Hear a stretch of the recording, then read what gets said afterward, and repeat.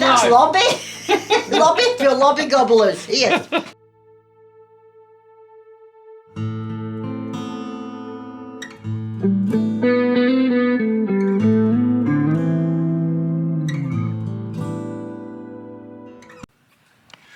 Well, this is a view that many of you have seen before.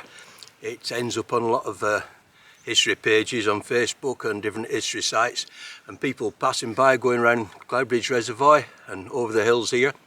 Well, it's something you pass. Now there's lots of information boards, and they'll tell you that Gambleside Colliery, that this site has been working since 1612. And that's not entirely true. There's been mining in Gambleside long before 1612. So many of you will notice this because it's obvious as you go past, but I'm going to show you something now that not many people do notice, but perhaps next time when you come round you will. But not many people notice this drainage drift running in under here. Why would they? And not many people notice this shaft that drift drained.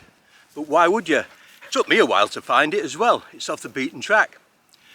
So they've been mining in Gambleside long before 1612, but not from the main pit head that people usually associate with it. Back in the year 1970 something. Yeah, as far back as that.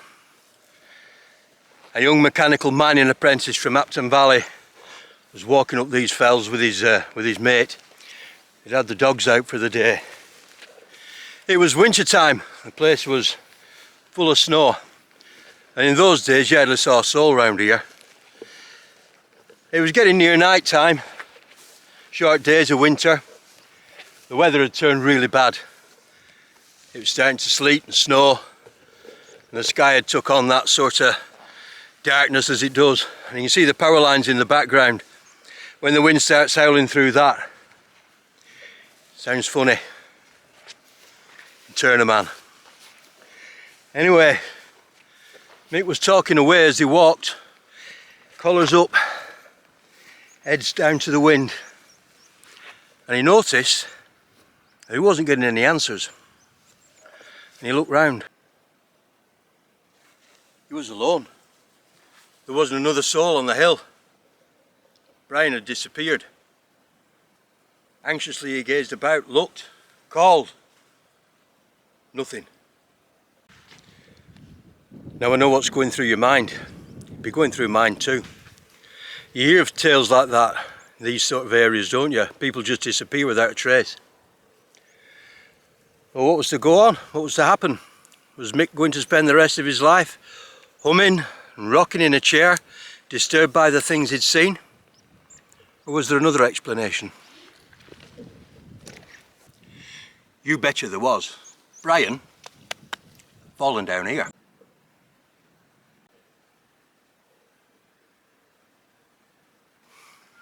So what Brian had actually fallen down was an old air shaft belonging to Swinshaw Colliery that's situated about 300 yards to the north of Compston's Cross.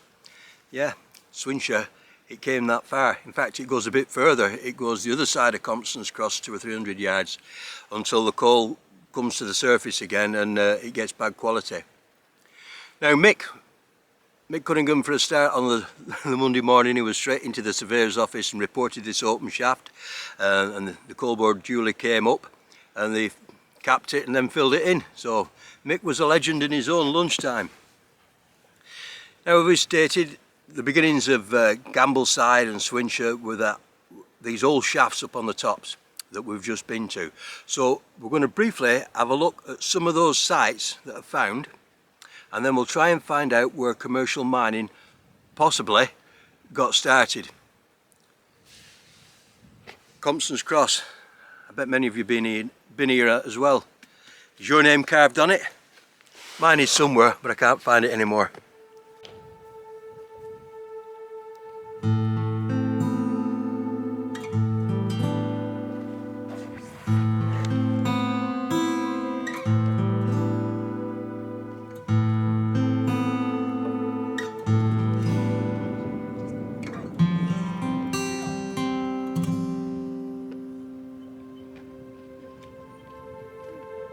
To cover both pits, Swinshaw and Gambleside, in one video is far too much. even just to do Swinshaw, it's going to be a little bit of an anorax video, I'm afraid.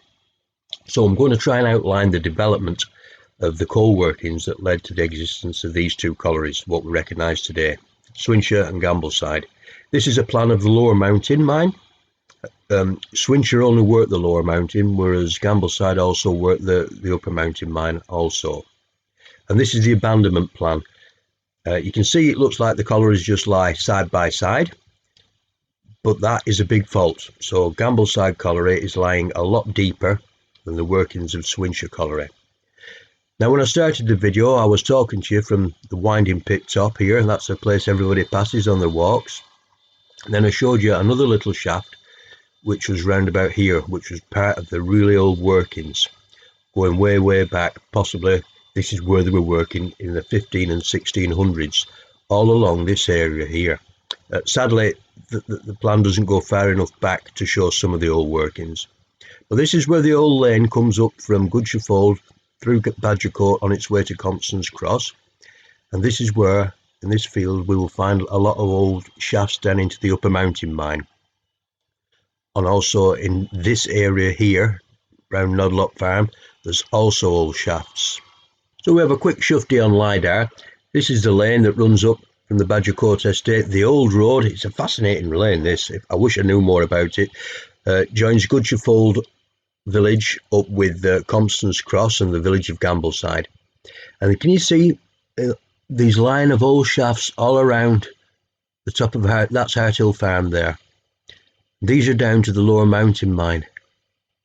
So these are the ancient workings that go all the way back. These must have been in use in 1818 on Greenwood's map. That's the main winding pit top that we can see, and that's that first little shaft that I take you to. Not quite as prevalent in this field, you can see, but you can see the shaft mounds working all down there. So this is the really old Gambleside colliery that goes all the way back, working from the 15 and 1600s that we hear so much about, later developed through the winding pit, and as it made its way this way towards Goodshire, obviously it hit all these old workings. There was quite a lot of virgin coal as well, but those old workings would have caused them problems. Now if we move further up, Meadowhead Farm, see that's a more modern farm of Meadowhead. There was a row of 3 cottages in a field round about here, and this is the old Meadowhead, which is quite a famous farm, obviously for some of its past inhabitants. None more so than the Whitehead brothers, David, Peter and Thomas. That's where they began their life in the late 1700s to 1790s.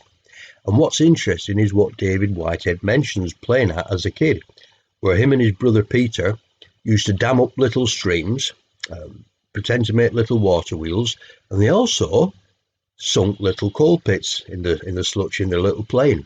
So they were in their play, they were reenacting what they saw in real life, which was probably all these coal pits that was working at the time along here, because these do appear on Greenwood's 1818 map. And bearing that in mind, the Whitehead brothers, these old workings along the crop edge here, from Meadowhead you do get a good view of a coal tip round about here. So I think these are also really old workings that predate the original colliery. If we go across onto the water side of the hill, down by Middle Cross, this blue line, I've marked that on as the outcrop of the Lower Mountain. I was looking for something else at the time, but these are marked on the Swinshaw plans also as old workings, and there is an old shaft we go to look at here.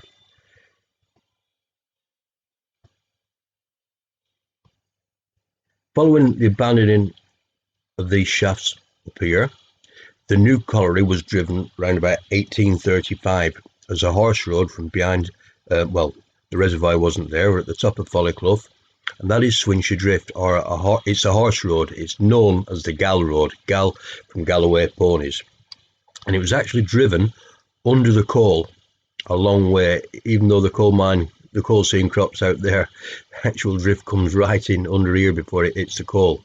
It was to offer as much free drainage as possible. And just here, underground, there is a big junction, and the road splits. It goes off to the right here, comes right round the hill towards the waterside. Again, it's a horse road, and it turns parallel and runs up, and it would serve the workings to the dip. So interestingly, you've got one horse road running up here, and the main horse road runs right up there. Altogether, there was over 2,000 yards of horse roads. The waterside road comes out at near Night Hill Farm, well, below Night Hill Farm actually.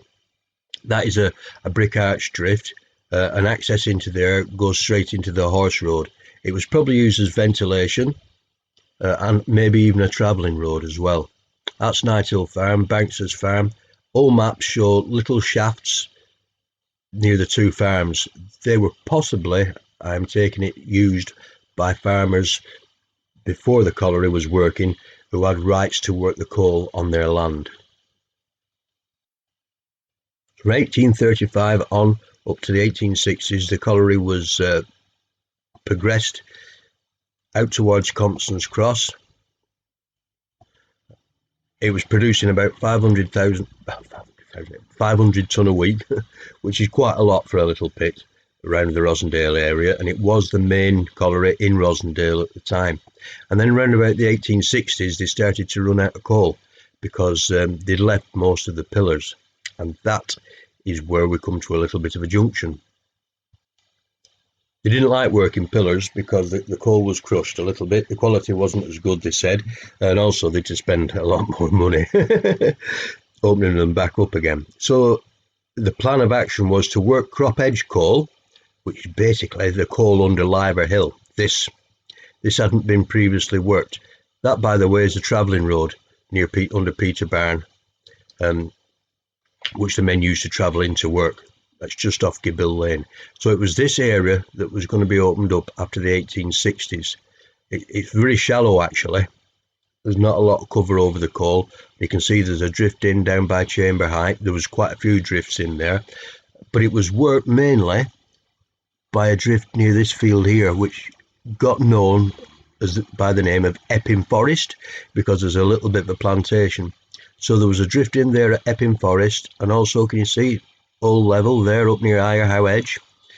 There was a drift in there on the top of Liver Hill, and there was two surface haulages from the main pit head to each drift. Each of them had a surface haulage to them. So they worked quietly on from 1863, and it's interesting, on the 1895 map, this is marked down as Old Colliery, and it looks like the old Swinshaw workings could have been laid in at the time. But to improve production and to get solid coal, they drove through to Gambleside. From Nodlock Cabin, they drove a drift through the hillside and then sunk Gambleside Colliery on this site there. But most of the solid virgin coal was up here. That's why it puts this as the main Gambleside Colliery. This is where the main virgin coal was. Because when they'd been working here in the 1860s, when they sank Gambleside shaft in 1861, the workings only progressed 100 yards, and then the old workings. It's all these old ancient workings here, so that disrupted a lot. So this was the main area of virgin coal, both in the upper and lower mountain seams they were going to work, and it terminated against this fault, which is the Thieveley Lead Mine fault, up near the reservoir there on Limey Lane. That's where the workings terminated. There are old shafts also along here. There's a very prominent one by the side of the reservoir, and you can see this road out the pit going to it. My main plan doesn't show it, but in 1869, I'm not saying this was the exact location, but in 1869, the workings, it all flooded workings, and there was a big flood. There was a big panic. 5 men were trapped underground for several hours. There was, at one time they thought they were going to drown. And I wonder if that is where they tapped into those old workings. So Gambleside Colliery became the main pit just working crop coal and pillars out of Swinshaw. As I say, in the 1890s it looks as though Swinshaw Colliery was laid in, but it opened up again with a reduced manpower. It would be interesting to find out about that period. I think the inspector's reports say it carried on, but it's interesting that the map says that that was closed. But 1918, Swinshaw Colliery was closed properly. It was abandoned. Well, discontinued is the correct wording, but the surface installation we used for sending coal down from Gambleside Colliery. Gambleside by that time had worked out all this area of solid coal under here and was then working out towards Harthill Farm, avoiding all the old ancient workings, up towards the village of Goodshire Chapel and into the Verdon district, Verdon being worked during the First World War. And Gambleside itself was nearly worked out around about 1930. Both shafts had closed down and they were back working in the tunnel that ran along here from the top of the winding pit to Nodlock Cabin. So when the pit closed in 1936, when Sunnyside Printworks closed, it didn't have much life left in it then anyway. So to get coal away, they constructed a tramway all the way down to Crawshire Booth. This is it on the first Ordnance Survey map, when it was possibly at least half of it was horse-drawn from the pit to this point here. Now this is partway up Bottomley Bank Lane, or as we call it today, Bonfire Hill, and there was a break in the tram road. You see there, it looks as though they could have took coal off and sent it down Bottomley Bank Lane, or down this self-acting, we believe it was a self-acting incline at the time, down into Crawshire Booth. The coal staith is there at the bottom, just off Goodshire Lane, noted on here as Tippler Colliery. See, there's not a great deal of infrastructure up at the pit, is there? There was just the stables, possibly a smithy and all for the blades to be sharpened up. Well, let's go forward in time a little bit. We're up to the 1930 map now. The different infrastructure was put in after 1860 when they drove through to Gambleside Colliery, and this was then made into an endless chain road all the way down to Crawshire Booth. A new engine house was constructed. That's the lodge for the water for the engine house, and that is the chain haulage across to Gambleside Colliery, up past, there's Nodlock Cabin, it went underground there, and then through the hillside to Gambleside Colliery. That old air shaft goes way back to our workings before 1830 also. We see there Knowcliffe Eaves. It's quite a big place, and we know there was more than one house there. There was at least 4 different families living there at the time. And we can see the different infrastructure. They've actually put tunnels in, cut and covered, and put tunnels over the tramway so the stock had a free walk across the fields. This area is raised up. It goes down this incline past Folly Terrace, down to Crawshire Booth Coal Staith. There is a little bridge, and we do have a photograph of the chain road there where that bridge is, which will be interesting to have a look. Hopefully it's coming up now. And this is the coal staith down just off Goodshire Lane there. We're on the other side of the hill at Gambleside now.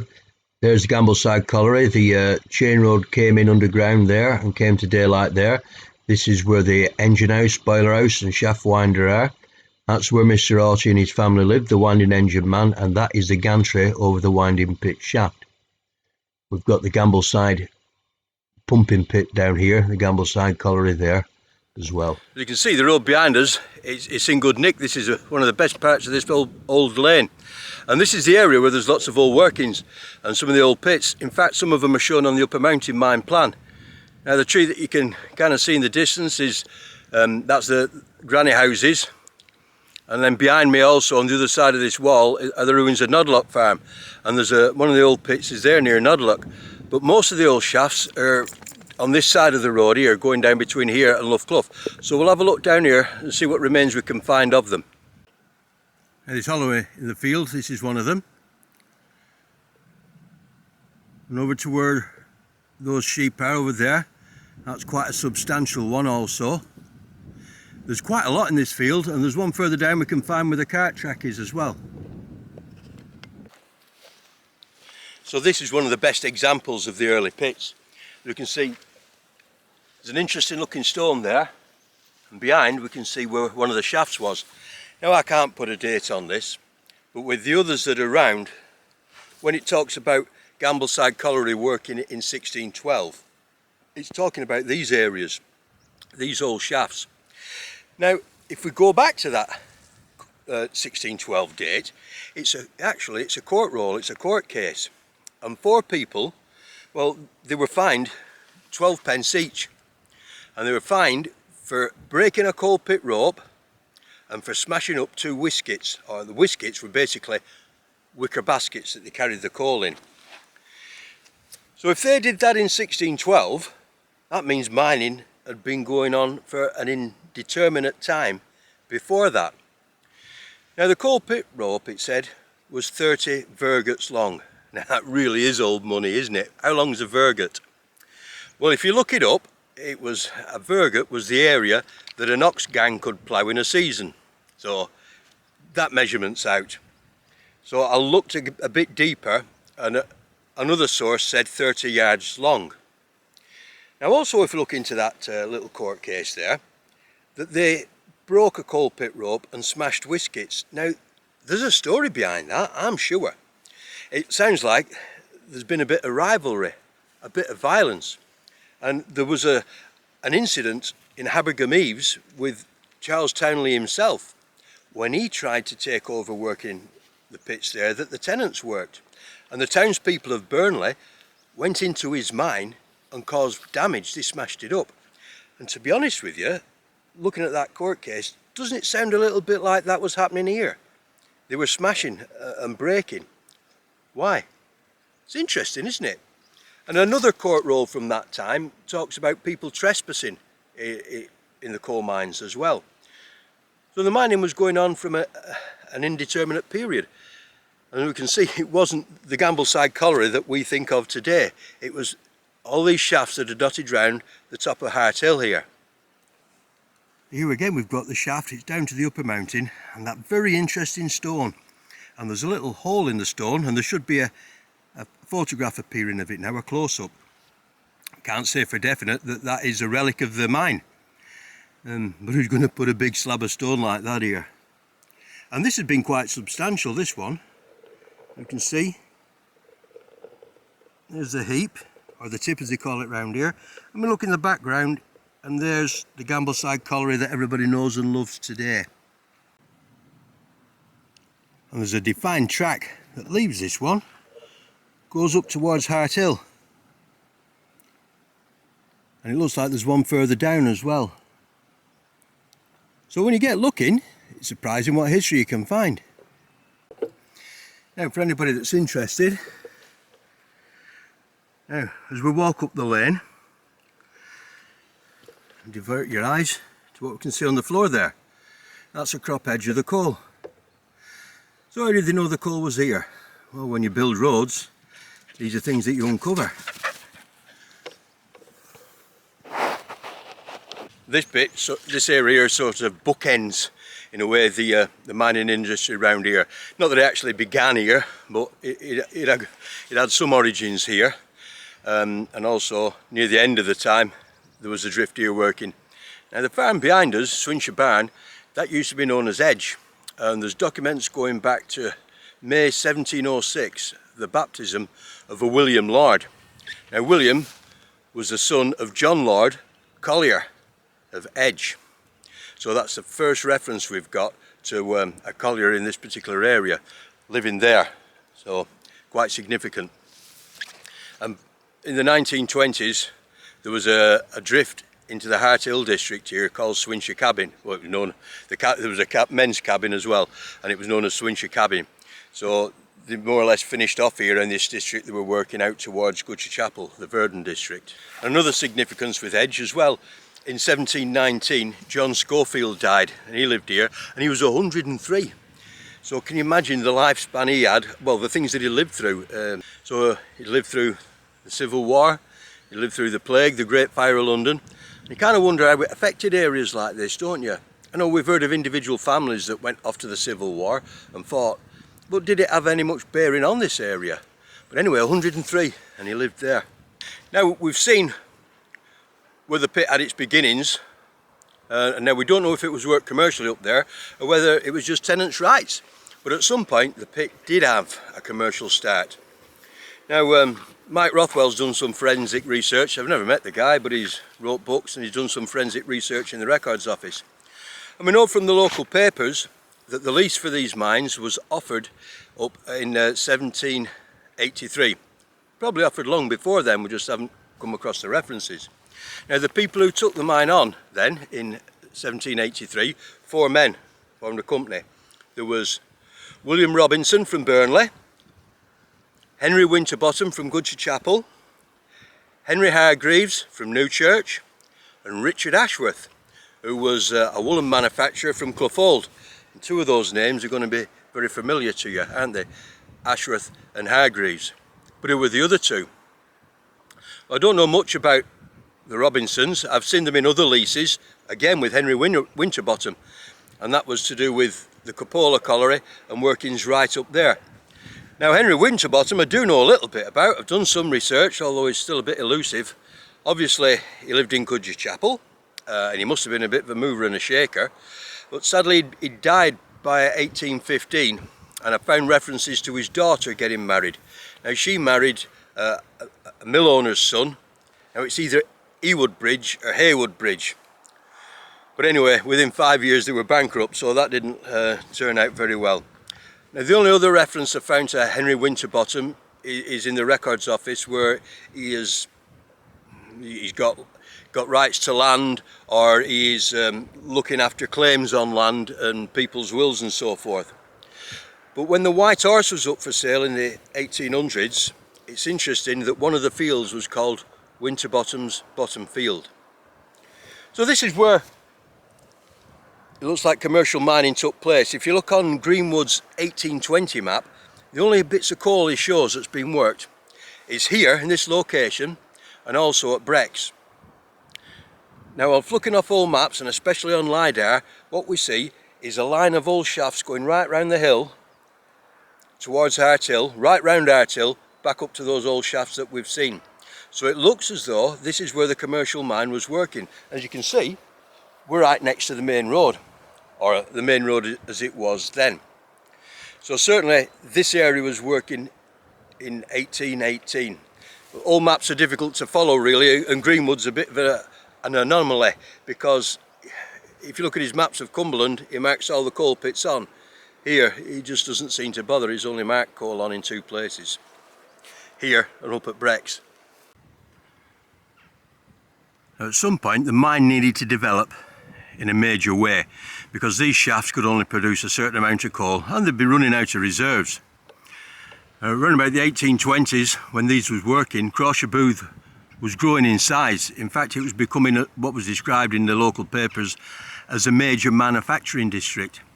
So it was time, really, to meet the demand for coal that there was in the valley. And in fact, if you look at the 1844 Ordnance Survey map and look at the size of Crawshire Booth, then look at the size of Rossendale. You can see that Crawshire Booth is far more of an industrial base, far more advanced and far bigger than Rossendale. And you look around at all the different works, not only the mills, but look what's next to the mills. The gasometers for providing the gas lights. So there's a big need for fuel. So by now, the company, Robinson had pulled out, or he died, and when the lease was renewed in 1804, it was known as Winterbottom and Company. And apparently Mr. Winterbottom retired around about 1810, and he was dead within 3 or 4 years after that. And the company passed into the hands then of Hargreaves and Ashworth. So Ashworth Hargreaves was born, and they developed Swinshaw Colliery on a major basis. It was their first big development, and believe it or not, Swinshaw Colliery became the biggest pit in the area for quite a good number of years. So by 1824 the partnership had changed. Robinson had gone, Winterbottom had gone, and a man by the name of John Hall had joined the partnership. Now John Hall tended to look after the Baxenden set of mines, the Baxenden collieries, and demand for coal was growing, so they were developing the mines in a more advanced way. And because demand in Crawshire Booth was setting so great, as I said, just look at the 1844 map and see the mills. they decided to come to the top of Folly Clough and develop Swinshaw Colliery in a manner that meant it would last for a long time and could produce enough coal for the demand that there was locally. So they constructed a surface tramway from Bottomley Bank Lane to here, and then from top of Bottomley Bank Lane another incline went down to the bottom of Goodshire Lane. At the head of the clough here they started driving the Swinshaw Colliery drift, and this was driven for horses to use. I know it only looks small now, believe it or not. I went up there when I was 15, but this was high enough for horses, and it was stone arched. Until the rockhead was hit, it was dry stone arching, tall enough to stand up. And they used Galloway ponies, so it got the nickname the Gall Road. Now they drove about 250 yards, and then they widened it and made a shunt. That's where the empty tubs could be left and the full tubs could be left, so that one man and the horses could work from the shunt out, and then other horses and drivers could work in by. It's interesting, when you got into the shunt, the floor was all cobbled so the horses could grip, and from there the mine divided into two separate districts. One went off down towards the water end, and the other carried straight on towards Compston's Cross. And by the 1860s there was over 2,600 yard of horse road. But another clever thing they did, they actually drove this well below the coal. The coal doesn't crop out to the other side of Gibbill Lane, and they drove this road so it rose very slowly, so all the water drained away. And then the coal seam dipped slightly, so this road came into the coal seam around about the middle of the take, so most of it was free draining. There was no need to pump. And this carried on, this road carried on being used until around about the 1860s. The first recorded casualty at the pit was in 1846. George Ashworth from Goodshire Chapel. He was aged 45, and he was sent down the pit to fix some rails, and sadly as he was fixing the rails the roof came in and crushed him and killed him. From what we know, the first under manager here was a guy by the name of Edmund Taylor, and he gave over around about 1856, and the job went to Joshua Howarth, that was it. But this, as I say, was one of the biggest pits in Rossendale at the time, and we've no figures, but from what we learned later on, there were probably twice the amount of colliers working here than worked at Gambleside, and it was producing around about 500 tonnes a week.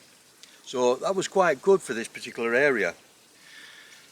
And by the 1860s they were running out of solid coal. They'd cut most of it up into pillars. So in 30 odd years, well, 1835 they started driving it. The tramway opened down to Cross Booth in 1837, and by 1860 they were running out of coal. They got beyond Compston's Cross.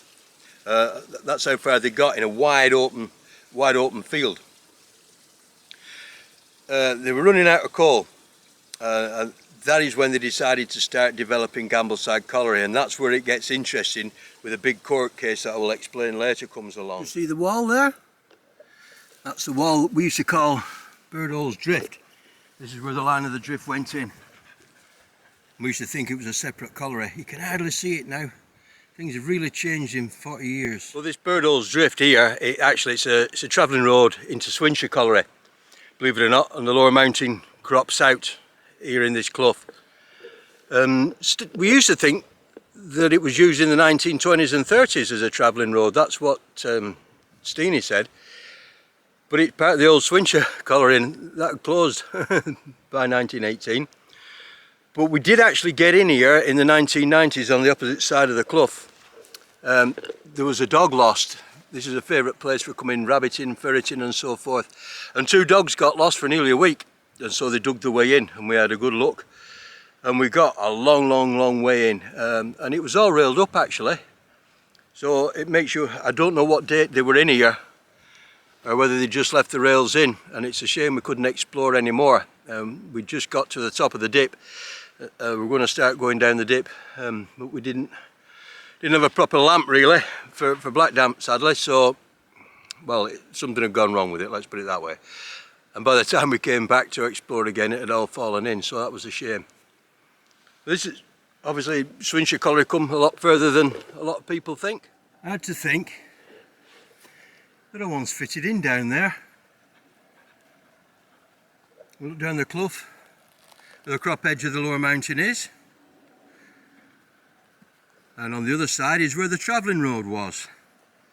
Rather than travel long distances underground from the Swinshaw side of the hill, it was far easy to walk across the moor and go down the pit from here. Obviously all the coal still went through the right channels, but the men came a different way. So everything changed. We think it's about this time as well that it stopped being horsework tramway and they put chain haulage in. So the horse drift behind us closed, and they put 2 new drifts in going under Liver Hill, and they built a whole new complex. A steam winding engine was installed to drive the chains, a new pit top was built, and a tramway was then connected, was constructed to start driving through to Gambleside Colliery. So for many years then, most of the coal came from Gambleside Colliery and from the drifts on Liver Hill, and after that shut, it all came from the Gambleside end.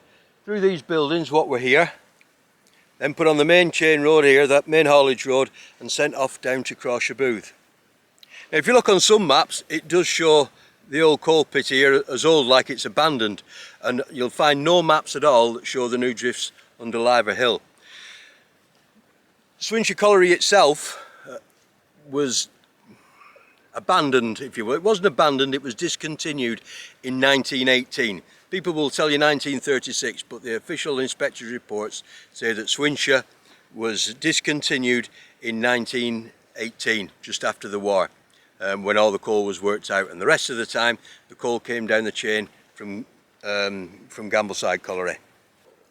As you can see, there's very little left to see of the pit top.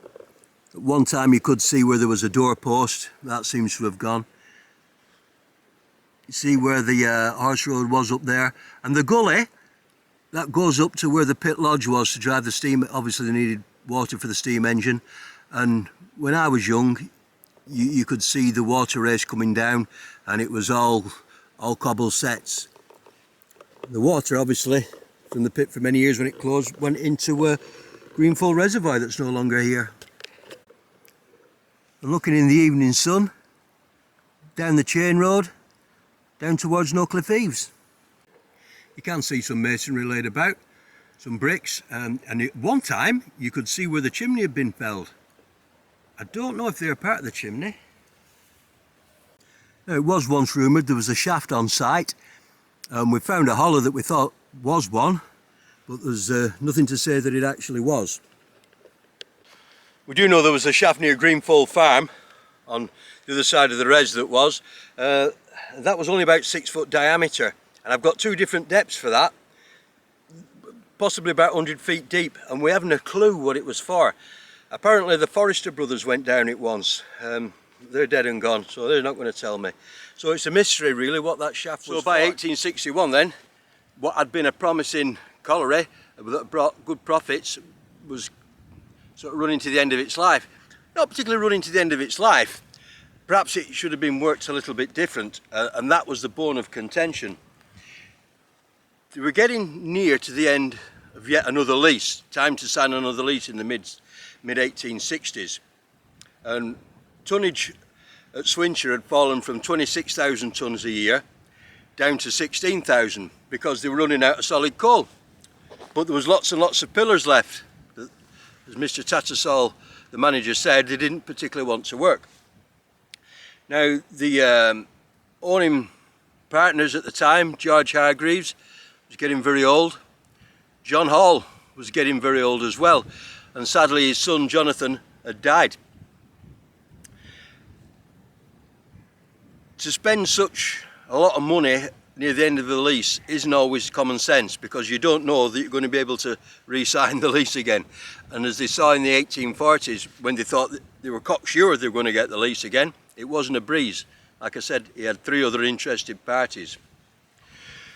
So a contingency plan was needed, which was to win some more coal so that they could mix it and blend it with the pillars coming from Swinshaw and the crop coal that they were going to be working over on the Liver Hill side.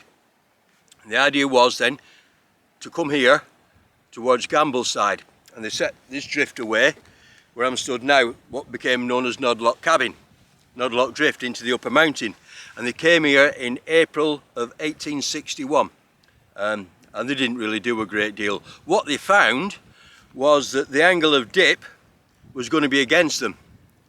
So the coal was going to dip all the way, which would mean expensive pumping for the life of the pit as they developed the Gambleside end. Now another problem that was occurring, John Hall was getting, like I said, he was getting old, and he was getting a bit curmudgeonly. And as he came to sign the lease, to the time of negotiations, he accused the Hargreaveses, George, John, and also Henry Hargreaves Bolton, that they'd been creaming off all the profits of the more profitable Baxenden pits to develop the Rossendale pits. And it was a big bone of contention, and it ended up in a massive court case. Went all the way to Chancery even. And it caused the end of the partnership. But what was good about it, lots of information came out about the pits and whether the Hargreaveses had creamed off the profits. And they hadn't. In fact, what had happened was John Hall had made quite a mess of running the Baxenden pits. He hadn't kept proper accounts. The coke works and everything was all in array. He hadn't been collecting money. There was thousands and thousands of pounds laid out that hadn't been collected. And the accounts were basically, young Jonathan he kept some form of accounts just on notepaper. So the whole thing was a mess, and that's where the split came. So George, John Hargreaves and Henry Hargreaves Bolton basically wanted to go alone. They didn't want John Hall having anything more to do with the company. He'd also been signing big cheques as well. As I say, he was getting in his 70s. So it was a bad time, and the partnership was going to end badly. But that is why they started going over to Gambleside in 1861, because Swinshaw was running out of coal. See, where the big profits were was cutting the coal up into blocks, like a honeycomb but in a proper pattern. And to develop these Rossendale collieries, it cost nothing. Most of the coal came straight to the surface, so they were in and producing. Even like in the case of Swinshaw, where more expensive development work needed to be done, there was free coal, cheap coal, paying for it. So to work the pillars off, they needed to work those pillars. There was 30, 40 years left in pillars. They came across to Gambleside. Now, as I said, they started this drift in April, saw that everything was against them, so they went away and had a rethink. And I think possibly they made sure that they were going to get the lease as well before they outlaid a lot of money. We do have the precise amounts they spent, but I haven't got them to hand. So they came back in 1864 with the plan to drive through the hillside here at Nodlock, in the upper mountain mine, get through to where the Gambleside winding pit was, sink that shaft, work off some of the virgin coal near where all the old workings were, where those shafts were, and then drive towards the Dunwickshire end to the deep, where they knew there was virgin coal there. Now this, as I said, became known as Nodlock Cabin. There was a cabin here and a smithy, and a new haulage road was put in from Swinshaw Colliery right through the hillside, right across the hillside, and it went underground at this point, run through the hill across to Gambleside Colliery, and this ran all the way then to 1936. And it's possibly at that time that the main journey from the main road from Swinshaw down to Crawshire Booth was made into a proper chain haulage. I've got some older photos, and you can actually see where the fire and the bellows had been at one time. And it came open in the 1980s, but sadly there's a massive fall further in. It is stone arched actually. Now we're looking back down the line of the chain road, back down into Follyclough to Swinshaw Colliery. Most of the time it was on the surface, but there were a few tunnels to let the stock from the farms cross over and not get run over. And obviously the chain road went across Gibbill Lane. Well, sadly, it all ended very acrimoniously, as some partnerships do. But I mean, that partnership had lasted a long time. It lasted over 50 years. So it was sad. And if you follow the court case, it does get rather nasty. And I'll go into that more when we discuss the Baxenden collieries.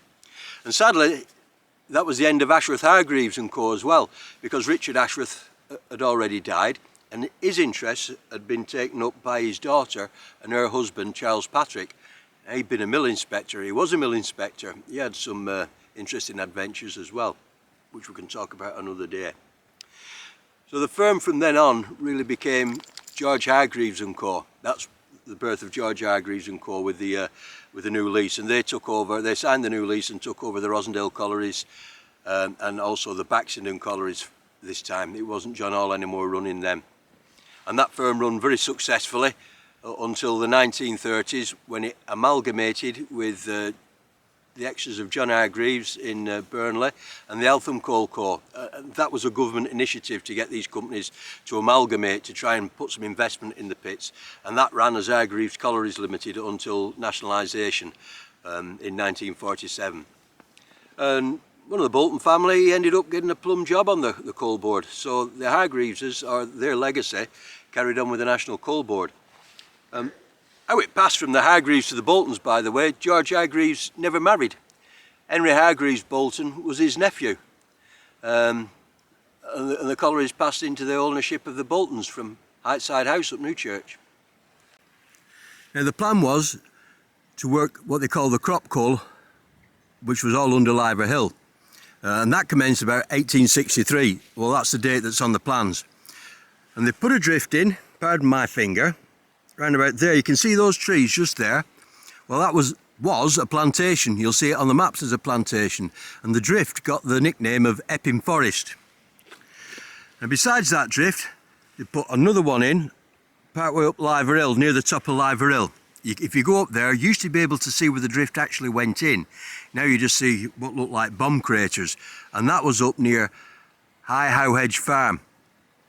And what they did, they ran haulage, surface haulage roads to both drifts, and you don't see them on any maps, but they are on the plan, I promise you. The district under there ran right down towards Chamber Height Farm, and there was drifts in down there as well. It was quite a big district, but as you can see, there wasn't a lot of cover over the coal. Like there wasn't much between the coal and the surface, and that affected the quality a little bit. And also the coal dipped away towards the water side. There was a sad accident at the drift near High How Hedge in December 1867. A young drawer by the name of Miles Brett, he was 11 years old.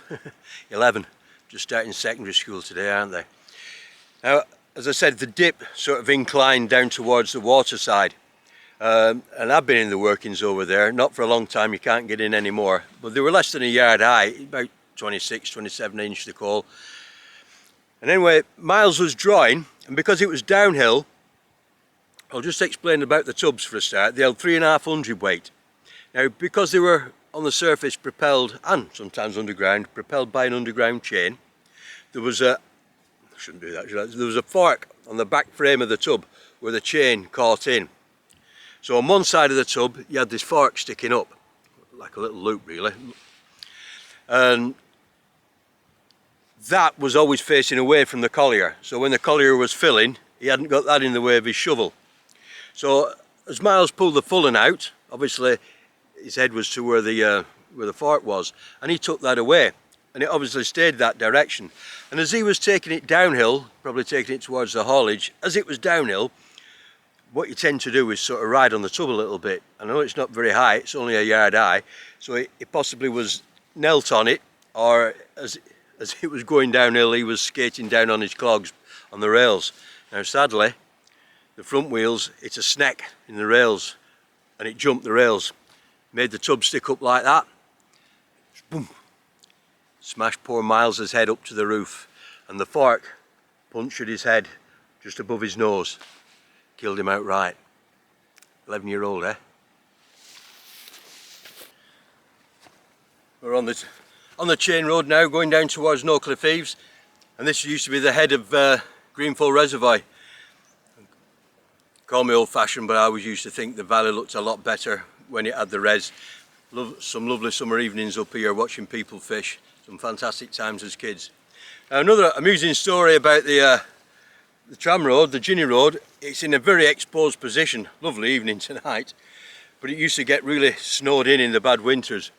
And apparently one particular winter it was snowed in, and they'd got a party trying to keep it clear, going out with the shovels trying to keep it open. Probably a thankless task. Anyway, one of the colliery officials came up to them and gave them some sad news that so-and-so had died. Anyway, one of the day men who'd been trying to shift the snow looked up from his shovel and said, "Well, I bet it's not as cold as we are." I know John Davis in his notes states that a case had come to light of a father carrying his son up to work in the pit. I think it was 12 years after Parliament had banned it in 1842, 1843. Now I don't know where that information came from. I can't verify it, so I can't say it's true, and I can't say it isn't true. We know that young uns probably did work here, and if the drawing was rough, they'd probably use 2 kids to each tub. Now we're on a bit of an embankment again on the res, and at one time there was a bit of an overflow res on one side, we used to go swimming in, and the reservoir on the other. And another sad tale from 1926 during the Great Coal Strike. There was 2 young lads from Nodlock Farm came down to the pit to try and get some coal. I don't know what happened, but they ended up in the reservoir and they ended up both of them drowned sadly off Nodlock. Bit of an unlucky place, Nodlock. There a bloke had strung himself up in the barn not long before that as well. Here we are at No Cliff Eaves. I'm looking across the distance here, we've got Tartop Farm. Again, another farm full of fantastic mining history. And No Cliff Eaves, we've got a painting of it to show you from Ike Phillipson. No Cliff Eaves is integral to the Swinshaw story. It's also a very interesting place as well because of the people who lived here. Now, John Maiden came to work at Swinshaw from Bacup and he was living on Goodshire Lane in 1851, and he married a lass from up Brex. He was put down as a banksman. Now when the farm was built, John Maiden came and lived here, and his brother took the farm next door. There was at least 2 farms next to each other, and they farmed No Cliff Eaves, and it looks like John Maiden also acted as a banksman, so one of his sons, Joshua, in 1871, he's actually 10 years old, and he's down as a coal pit drawer, as is his older brother, and his 2 other older brothers had been drawers before that, but they'd moved on to other work. Now Joshua was actually the lad who became the man who was the manager of Deerpley Colliery. He opened that up with Marshall Brooks, Lord Crawshaw's son. But that's a whole new story. But he grew up here on No Cliff Eaves. He was working down the pit at least by the age of 10. Other people that lived here were mining engineers and officials, so he had a good grounding. And what we're stood on now at present is actually at the top of the incline down to Crawshire Booth. You see how it goes down there now, all the way down past Folly Terrace to the bottom of Goodshire Lane where the old band room was. And this was a self-acting incline. In the way to the full tubs going down drew up the empties. It was an Oldham jig at one time. What a fantastic view. I would love to know if the Maidens got to know the Brookses through living here. And they grew up in the same place. Obviously Lord Crawshire in the bottom in Crawshire Hall, Sunnyside Printworks, but they had a Mechanics Institute in Crawshire Booth. So it'd be interesting to know, something we never will know. I would stray further into the farm and look, but we've got a lovely selection of cows taking a lot of interest in Morgan, so I don't think it's the best idea. There you are, No Cliff Eaves, where there was a turn. And originally, I think, if you look on the 1844 map, this is the top of Bottomley Bank Lane, and it looks as though there's perhaps a little coal stay there as well. It's interesting when you look back at the old census as well to see where the mining community actually was. And for a start, it wasn't in the village. All the old farms that was dotted round where the colliery was on the hillside, round Granny, Nodlock, then across on the water side of the hill, Night Hill, Banks's, High Cross, then across on the Gambleside, Meadowhead. That's where the nucleus of the colliery workers came from. It was a whole community up here of its own. It must have been I can't say a fantastic place to live, because it wouldn't have been an easy life, but it would have been some community based around the colliery. In a way, the closest thing we have in Rossendale to a colliery community. But as the decade went on, we got into the turn of the century, in the 20th century, it appears that a lot of people had sort of migrated into the village, Goodshire Chapel, and then down towards Loughclough, and people came up from Crawshire Booth to work, and the farms were back basically to farmers. In Goodshire Chapel you got a couple of pubs, you got shops, you got the hippodrome, the billiard hall where the miners used to meet, and there is quite a few photographs knocking around of the community activities. There's one down Follyclough showing them boxing, there's one in the billiard hall, the hippodrome, watching them there. And it's interesting, there seems to be the same bloke on all of them. And he's one of the guys that we just don't have a name for. So this basically Swinshaw Colliery, and as I say, it's so interesting as well that it's tied up with the maidens, and we can get into that deeper when we discuss Deerpley Colliery. But again, we've got another link with the Brookses, Pickups, Hargreaves, and the Crawshire Booth Collieries.